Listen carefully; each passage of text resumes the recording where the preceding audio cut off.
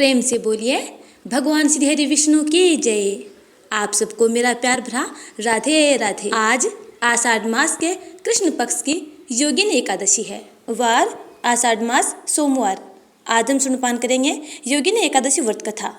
कथा शुरू करने से पहले जल्दी से चैनल को सब्सक्राइब कर लीजिएगा और बेल आइकन को जरूर दबा लीजिएगा ताकि आगे आने वाली इसी प्रकार की कथाओं के नोटिफिकेशन आप तक समय पर पहुंचते रहें। और ज़्यादा से ज़्यादा लोगों में शेयर कीजिएगा ताकि आपको अधिक से अधिक पुण्य की प्राप्ति हो। तो आइए भगवान श्री हरि विष्णु और माता लक्ष्मी का ध्यान करते हुए कथा को सुनपान करते हैं। एक बार धर्मराज युधिष्ठिर ने भगवान श्री कृष्ण से कहा, हे त्रिलोकीनाथ, मैंने ज्येष्ठ माह के शुक्ल पक्ष की निर्जला एकादशी की कथा सुनी। अब आप कृपा करके आषाढ़ माह के कृष्ण पक्ष की एकादशी की कथा सुनाइए। इस एकादशी का नाम तथा महात्म्य क्या है, सो अब मुझे विस्तार पूर्वक बताएं।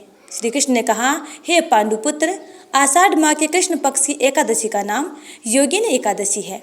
इसके व्रत से सभी पाप नष्ट हो जाते हैं। यह व्रत इस लोक में भोग तथा परलोक में मुक्ति देने वाला है। हे धर्मराज, यह एकादशी तीनों लोकों में प्रसिद्ध है। इस व्रत से सभी पाप नष्ट हो जाते हैं। तुम्हें मैं पुराण में कही हुई कथा सुनाता हूँ, ध्यानपूर्वक श्रवणपान करो। कुबेर नामक एक राजा अलकापुरी नाम की नगरी में राज्य करता था। वह शिव भक्त था। उनका हेममाली नामक एक यक्ष सेवक था जो पूजा के लिए फूल लाया करता था। हेममाली की विशालाक्षी नाम की अति सुंदर स्त्री थी।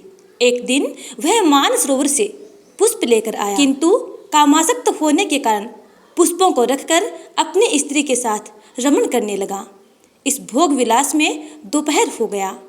हेममाली की राह देखते देखते जब राजा कुबेर को दोपहर हो गई तो उसने क्रोधपूर्वक अपने सेवकों को आज्ञा दी कि तुम लोग जाकर पता लगाओ कि हेममाली अभी तक पुष्प लेकर क्यों नहीं आया।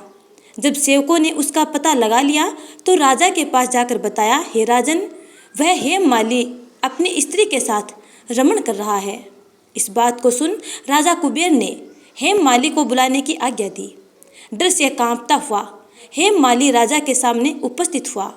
उसे देखकर कुबेर को अत्यंत क्रोध आया और उसके होठ फड़फड़ाने लगे। राजा ने कहा, अरे अधम, तूने मेरे परम पूजनीय देवों के भी देव भगवान शिव जी का अपमान किया है। मैं तुझे श्राप देता हूँ कि तू स्त्री के वियोग में तड़पे और मृत्युलोक में जाकर कोढ़ी का जीवन व्यतीत करे। कुबेर के श्राप से वह तत्क्षण स्वर्ग से पृथ्वी पर आ गिरा और कोढ़ी हो गया। उसकी स्त्री भी उससे बिछड़ गई।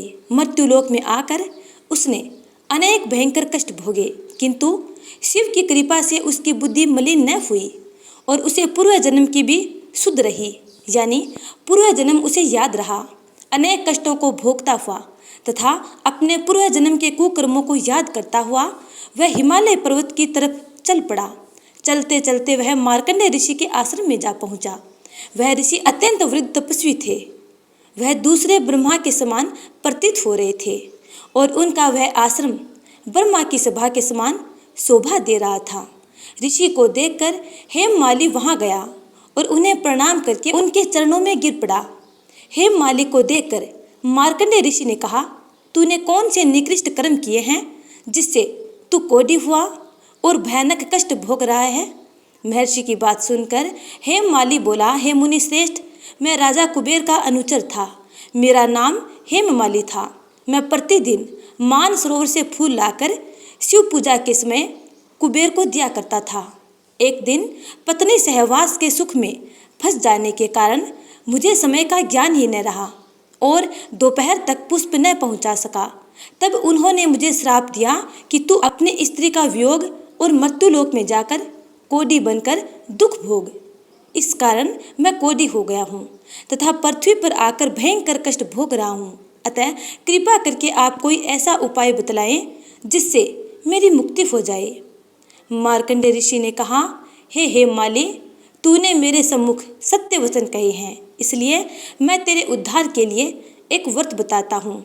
यदि तू आषाढ़ माह के कृष्ण पक्ष की योगिनी नामक एकादशी का विधान पूर्वक व्रत करेगा तो तेरे सभी पाप नष्ट हो जाएंगे। महर्षि के वचन सुन हेममाली अति प्रसन्न हुआ और उनके वचनों के अनुसार योगिनी एकादशी का विधान पूर्वक व्रत करने लगा। इस व्रत के प्रभाव से वह अपने पुराने स्वरूप में आ गया और अपनी स्त्री के साथ सुखपूर्वक रहने लगा। भगवान श्री कृष्ण ने कहा, हे राजन, इस योगिनी एकादशी की कथा का फल 88,000 ब्राह्मणों को भोजन कराने के बराबर है। इसके व्रत से सभी पाप नष्ट हो जाते हैं और अंत में मोक्ष प्राप्त करके प्राणी स्वर्ग का अधिकारी बन जाता है। तो प्रेम से बोलिए भगवान श्री हरि विष्णु की जय। अब सुनते हैं श्री हरि विष्णु चालीसा। विष्णु सुनिए विनय सेवक की चितलाए, कीरत कुछ वर्णन करूं दीजिए ज्ञान बताए। नमो विष्णु भगवान खरारी, कष्ट नसावन अखिल बिहारी। प्रबल जगत में शक्ति तुम्हारी, त्रिभुवन फैल रही उजियारी। सुंदर रूप मनोहर सूरत, सरल स्वभाव मोहिनी मूरत। तन पर पीताम्बर अति सोहत, बैजंती माला मन मोहत। शंख चक्र कर गदा बिराजे, देखत देते असुर दल भाजे। सत्य धर्म मद लोभ न गाजे, काम क्रोध मद लोभ न छाजे। संत भक्त सजन मन रंजन, धनुज असुर दुष्टन दल गंजन।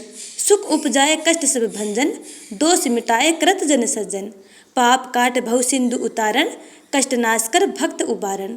करत अनेक रूप प्रभु धारण, केवल आप भक्ति के कारण। धरणी धेनु बन तुम ही पुकारा, तब तुम रूप राम का धारा। भार उतार असुर दल मारा, रावण आदि को संघारा। आप बराह रूप बनाया, हरण्याक्ष को मार गिराया। धर्म मत से तन सिंधु बनाया, 14 रत्नन को निकलाया। अमिलख असुरन द्वंद्व मचाया, रूप मोहिनी आप दिखाया। देवन को अमृत पान कराया, असुरन को छवि से बहलाया। कूर्म रूप धर सिंधु मझाया, मंदराचल गिरि तुरंत उठाया। शंकर का तुम फंद छुड़ाया, भस्मासुर को रूप दिखाया। वेदन को जब असुर डुबाया, कर प्रबंध उन्हें ढूंढवाया। मोहित बनकर खल ही नचाया, उसी कर से भस्म कराया। असुर जलंधर अति बलदाई, शंकर से उनकी न लड़ाई। हार पार शिव सकल बनाई, कीन सती से छल खल जाई। सुमिरन कीन तुम्हें शिवरानी, बतलाई सब विपत कहानी। तब तुम बने मुनीश्वर ज्ञानी, वृंदा की सब सुरती भुलानी। देखत तीन धनुज शैतानी, वृंदा आई तुम्हें लपटानी। हो सप्रस धर्म क्षति माने, हना असुर उर शिव शैतानी। तुमने ध्रुव प्रहलाद उबारे, हिरण्याकुश आदिक खल मारे। गणिका और अजामिल तारे, बहुत भक्त भव सिंधु उतारे। हरहु सकल संताप हमारे, कृपा करहूँ हरि सिरजनहारे। देखूँ मैं निज दर्श तुम्हारे, दीन बंधु भक्तन हितकारे। चाहत आपका सेवक दर्शन, करहु दया अपनी मधुसूदन। जानू नहीं योग्य जप पूजन, होए यज्ञ स्तुति अनुमोदन। शील दया संतोष सुलक्षण, विदित नहीं व्रत बोध विलक्षण।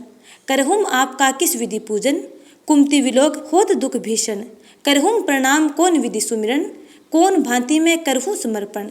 सुर मुनि कृत सदा सेवकाई, हर्षित रहत परम गति पाई। दीन दुखिन पर सदा सहाय, निज जन जान लेव अपनाई। पाप दोष संताप नसाओ, भव बंधन से मुक्त कराओ। सुख संपत्ति दे सुख उपजाओ, निज चरणन का दास बनाओ। निगम सदा ये विनय सुनावे, पढ़े सुने जो जन सुख पावे। तो प्यारे भक्तों, ये थी योगिनी एकादशी व्रत कथा और श्री हरि विष्णु चालीसा। उम्मीद करती हूँ कि आपको यह कथा और चालीसा अच्छी लगी है। अच्छी लगी है तो लाइक कमेंट कर देना और अगली कथा का इंतजार करना। तब तक के लिए जय जय श्री राधे। बोलिए भगवान श्री हरि विष्णु की जय।